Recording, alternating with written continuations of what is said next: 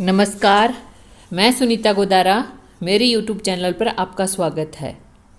आज हम हिंदी अनिवार्य पुस्तक सृजन के अध्याय 3 रहीम जी के दोहों का अध्ययन करेंगे। चलिए उनका सबसे पहले जानते हैं जीवन परिचय। उससे पहले अगर आप मेरे चैनल पर नए हैं तो मेरे चैनल को सब्सक्राइब कर लें और बेल आइकन को भी प्रेस कर लें ताकि आने वाला हर नोटिफिकेशन आप तक पहुंच सके। चलिए शुरू करते हैं।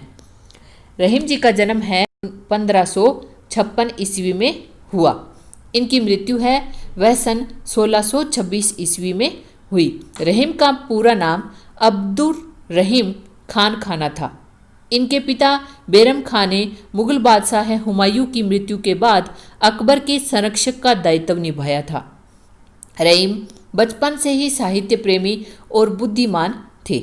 उन्हें अपने माता पिता से वीरता, राजनीति, दानवीरता, काव्य जैसे गुण विरासत में मिले थे। रहीम का व्यक्तित्व बहुत प्रभावशाली था। वे सामंजस्यवादी थे। श्री कृष्ण के प्रति भी उनकी अथाह श्रद्धा थी। उन्होंने अपने काव्य में रामायण, महाभारत, पुराण तथा गीता जैसे ग्रंथों के कथानकों एवं पात्रों का भी बखूबी उल्लेख किया है। इनके काव्य में नीति, भक्ति, प्रेम और श्रृंगार का सुंदर समावेश मिलता है। रहीम को दोहा, सोरठा, बरवे तथा स्वेया छंदों में विशेष महारत हासिल थी। उनकी प्रमुख कृतियां हैं दोहावली, बरवे नायिका भेद, रास पंचाध्यायी, मदनाष्टक तथा नगर शोभा। अपने अनुभवों को उन्होंने जिस सरल शैली में व्यक्त किया है वह अद्भुत है। प्रस्तुत पाठ में चयनित रहीम के दोहों द्वारा हमें परोपकार, सज्जनता, पर दुख कातरता, स्वाभिमान एवं लोक व्यवहार की सीख मिलती है। चलिए हम करते हैं नीति के दोहों की व्याख्या। रैमन देखी बड़ेन को लघु न दीजे डारी, जहां काम आवे सुई कहा करे तलवारी। बड़ेन का अर्थ है बड़े लोग, लघु का अर्थ है छोटे लोग और डारी का अर्थ है त्यागना।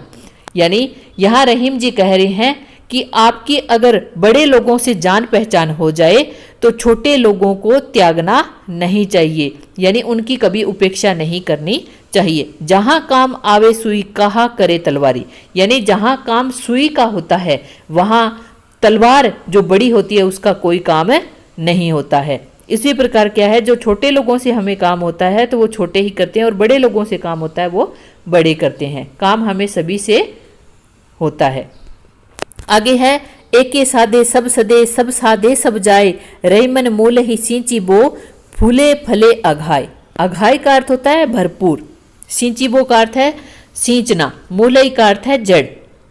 एके साधे सब सदे अर्थात हमें क्या है, मूल और प्रमुख कार्य जो है उसी को पहले करना चाहिए। उसी से क्या है, सारे कार्य संपन्न हो जाते हैं। सब साधे सब जाए, अगर हम सभी कामों को एक साथ साधने का प्रयत्न करते हैं तो फिर कोई भी कार्य है उसमें हम सफल नहीं हो पाते हैं। रेमन मूल ही सींची बो, फूले फले अघाय। जैसे हम क्या है, वृक्ष की जड़ों को सींचते हैं तो पूरे जो वृक्ष हैं वो भरपूर फल फूलों से भर जाते हैं। अघाय का अर्थ है भरपूर।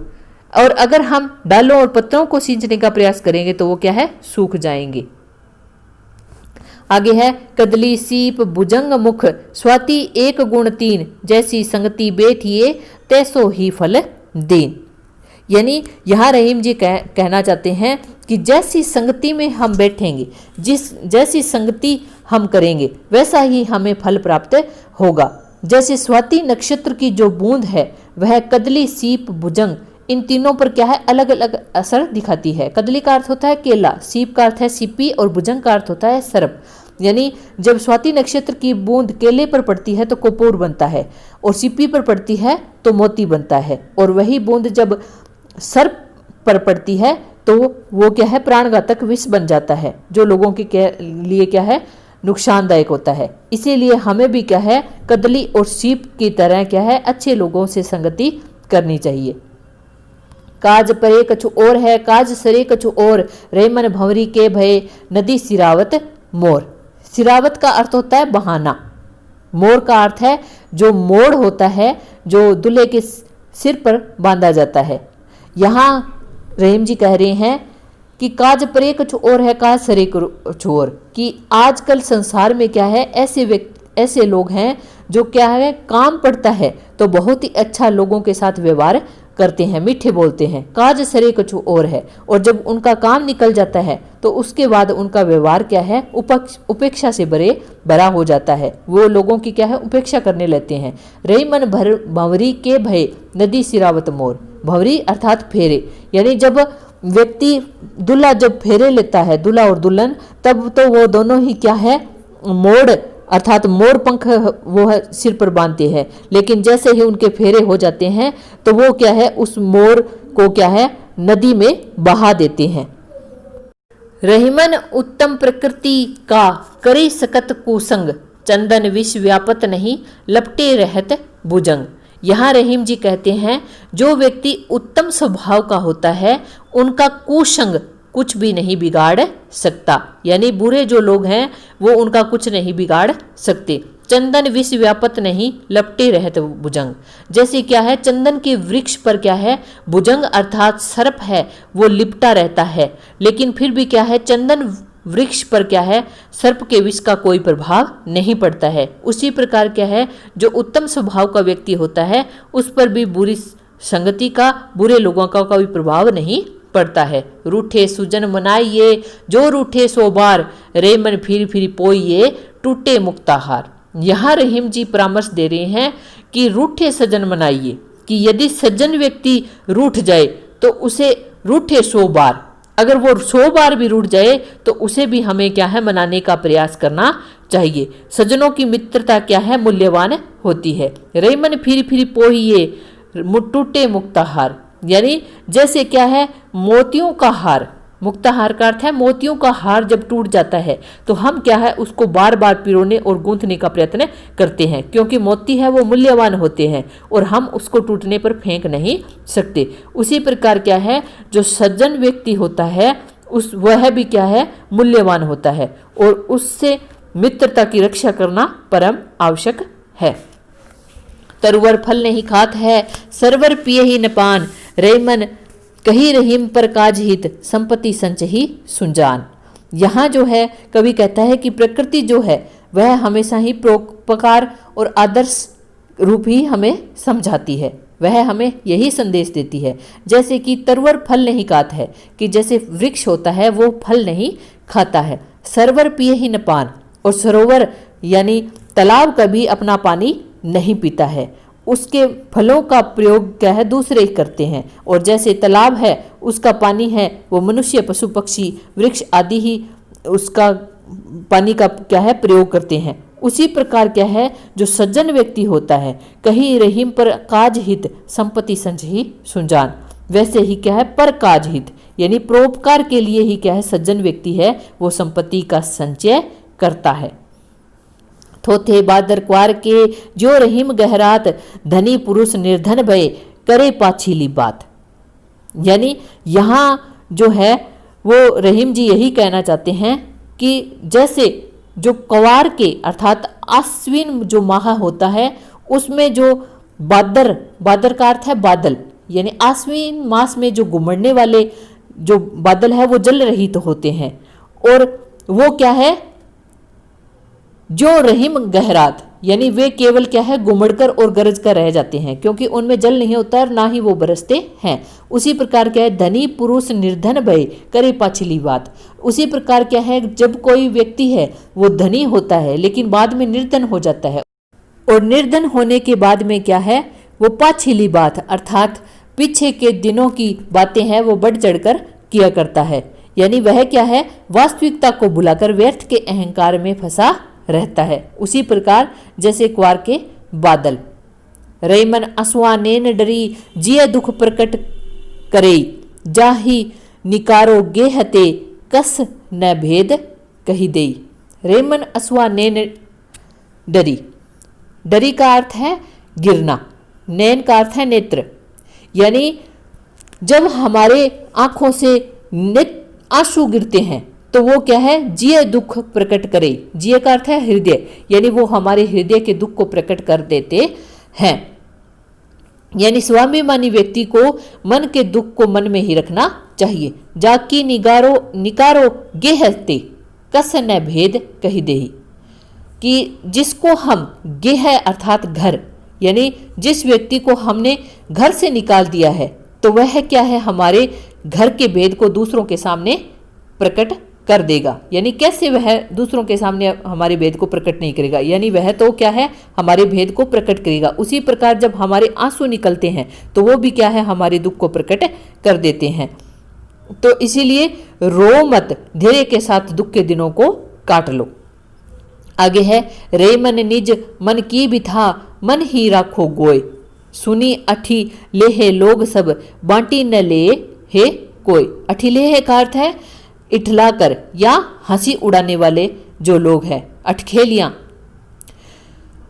रेमन निज मन की विथा, विथा अर्थात व्यथा दुख, यानी रेम कहते हैं कि अपने मन की जो व्यथा है उसको क्या है, मन ही राखो गोय। गोय का अर्थ होता है छिपा कर, यानी उस व्यथा को अपने मन में ही छिपा कर रखना बुद्धिमानी है। सुनी अठीले है लोग सब बांटी ले है न कोई, यानी जब आपकी बातों को, आपके दुख को लोग सुनेंगे तो वो क्या है, जो सहानुभूति करने वाले लोग हैं वो तो क्या है, जो बांटने वाले लोग हैं, दुख को बांटने वाले लोग हैं वो तो आपको कम मिलेंगे, और ज़्यादा आपको क्या है, हंसी उड़ाने वाले लोग हैं वो मिलेंगे। तो इससे क्या है, मन क्या है फिर और भी दुखी होता है। दीन सबन को लखत है दीन ही लखे न कोय, जो रहीम दीन ही लखे दीन बंधु सम होय। यहाँ जो है रहीम जी कह रहे हैं कि दीन अर्थात जो गरीब व्यक्ति होता है वह सबकी ओर सहायता के लिए लखता है अर्थात देखता है। दीन ही लखे न कोय, और जो गरीब व्यक्ति होता है उसकी ओर कोई भी ध्यान नहीं देता है, उसकी ओर कोई भी नहीं देखता है। लखे का अर्थ होता है देखना। जो रहीम दीन ही लखे दीन बंधु सम होय। दीन बंधु का अर्थ होता है ईश्वर, कि जो व्यक्ति दीनों की सहायता करता है उनको देखता है, दीन बंधु सम होय, वह क्या है, उसको क्या है, दीन बंधु ईश्वर के समान ही समझना चाहिए। दोनों रहीम एक से जो लो बोलत नाही, जान परत है काक पिक ऋतु बसंत के माही। यानी बोलत का अर्थ है बोलना, कि कौवा और कोयल दोनों क्या है, जब तक बोलते नहीं हैं तो वो क्या है, दोनों रहीमन एक से, यानी वे एक जैसे ही प्रतीत होते हैं। जान परत है काक पीक ऋतु बसंत के माही, यानी ऋतु बसंत आने पर क्या है, कोयल कूकती है और कौवा क्या है, कांव कांव करता है। तो तुरंत ही हमें ज्ञात हो जाता है कि ये कौवा है और ये कोयल है। इसका मतलब ये है, रहीम का कहने का यहाँ ये अर्थ है कि हमें क्या है, गुणहीन और गुणवान व्यक्ति की पहचान है बोलते ही हो जाती है कि वह कैसे स्वभाव का व्यक्ति है। बड़े बड़ाई ना करे बड़ो न बोले बोल, रेमन हीरा कब खे लाख टका मेरो मोल। बड़े बड़ाई, बड़े का अर्थ यहाँ है महान व्यक्ति से है, अच्छे आचरण वाले व्यक्ति से है। बड़ों का अर्थ है बढ़ चढ़कर बात करना। तो रहीम कह रहे हैं बड़े बड़ाई ना करे, कि जो महान स्वभाव के व्यक्ति होते हैं, उच्च आचरण के जो व्यक्ति होते हैं, वे कभी भी अपने मुख से अपनी बड़ाई नहीं करते। बड़ों न बोले बोल, और वे क्या है, कभी भी अहंकार पूर्वक क्या है, बड़े बड़े यानी ऊंची ऊंची बातें नहीं करते हैं। रेमन हीरा कब कहे लाख टका मेरो मोल, कि रहीम कहते हैं कि हीरा कब कहता है कि मेरा मूल्य है वह लाखों में है। यानी गुणवान व्यक्ति जो होता है उसकी पहचान उसके गुणों से अपने आप हो जाती है, उसको बताने की जरूरत नहीं पड़ती है। बिगड़ी बात बने नहीं लाख करो किन कोई, रेमन फाटे दूध को मथे न माकन होय। यहाँ जो है रहीम जी कह रहे हैं कि जब कोई बात एक बार बिगड़ जाती है, स्वाभिमान लोग कभी अपनी बात या प्रतिष्ठा पर आंच नहीं आने देते, क्योंकि यदि एक बार उनकी बात है वो समाज में बिगड़ जाती है तो क्या है, फिर उसके लिए कितना भी प्रयास करो, लाख करो किन कोई, यानी कितना भी प्रयास करो फिर वह बात है वो संभलती नहीं है। रेमन फाटे दूध को मथे न माखन होए, जिस प्रकार क्या है, एक बार दूध अगर फट जाता है तो उससे क्या है, मत कर माखन नहीं निकाला जा सकता है। यानी एक बार अगर समाज में व्यक्ति का सम्मान चला जाए तो वह वापस नहीं आता है। विपत्ति भय धन ना रहे, रहे जो लाख करोड़, नभ तारे छिपी जात है जो रहीम भय भोर। यहाँ जो है रहीम जी कह रहे हैं विपत्ति भय धन ना रहे, कि जब मनुष्य का बुरा समय आता है, जब मनुष्य पर कोई कष्ट और दुख आ जाता है तो क्या है, उसके जो लाख, अगर उसके पास लाख करोड़ धन भी है तो भी वह क्या है समाप्त हो जाता है। धन ना रहे यानी वह भी क्या है समाप्त हो जाता है। नभ तारे छिपी जात है जो रहीम भय बोर।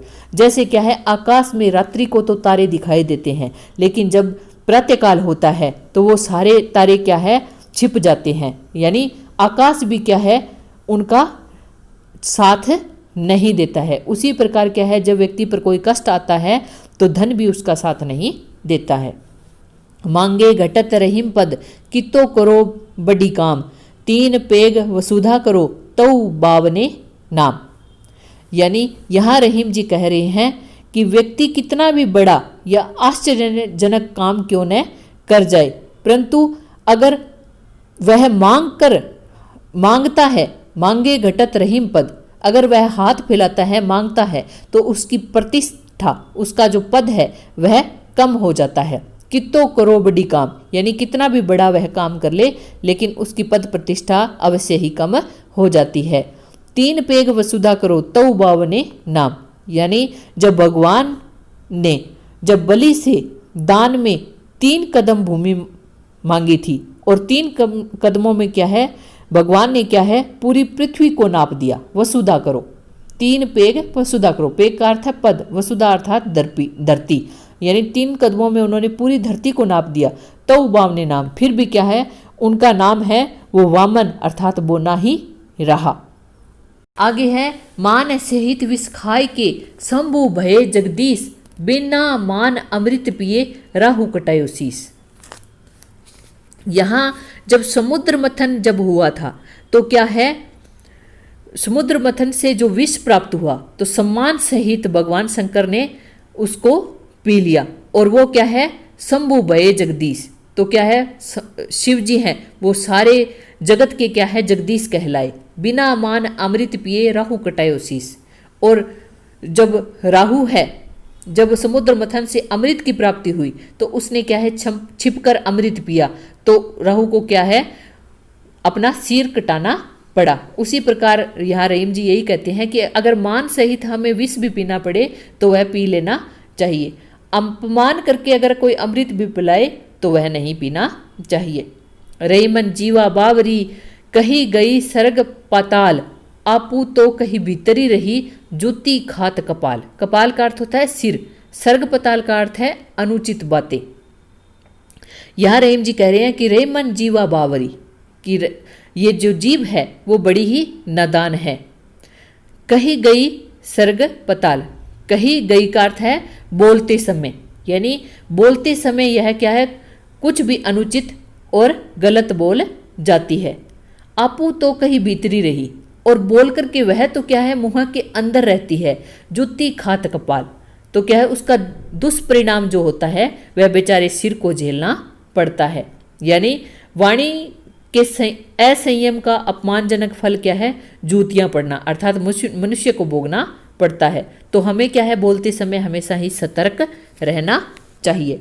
अमृत ऐसे वचन में रहीमन रीस की गांस, जैसे मिसरीहू में मिली निरस बांस की फांस। बारीक तिनका, बांस का जो बारीक तिनका उसके लिए आया है फांस, और गांस का अर्थ है गांठ, रीस का अर्थ है क्रोध या कटु शब्द। यानी अमृत ऐसे वचन में, यानी रहीम कहते हैं कि व्यक्ति को सदा क्या है मधुर और विनम्र वाणी का ही प्रयोग करना चाहिए। और अगर हम मधुर वाणी के साथ रहीमन रीस की गांस, अगर हम क्रोध के शब्दों का भी प्रयोग करते हैं तो वह व्यक्ति को क्या है खटकने लगता है। जैसे मिस्रियों में मिली निरस बांस की फांस, जैसे मिस्री है वो मीठी होती है, लेकिन अगर उसमें बांस की जो महीन रेसे हैं वो आ जाएं तो वह मिस्री भी हमें क्या है नीरस लगती है, अच्छी नहीं लगती है। उसी प्रकार मीठी वाणी के साथ कटु शब्दों का प्रयोग भी अच्छा नहीं लगता है। तो आशा करती हूँ आपको हमारी ये वीडियो अच्छी लगी होगी। अगर हमारी वीडियो आपको अच्छी लगी है तो हमारे चैनल को सब्सक्राइब करें, लाइक करें और शेयर करना ना भूलें। Thank you.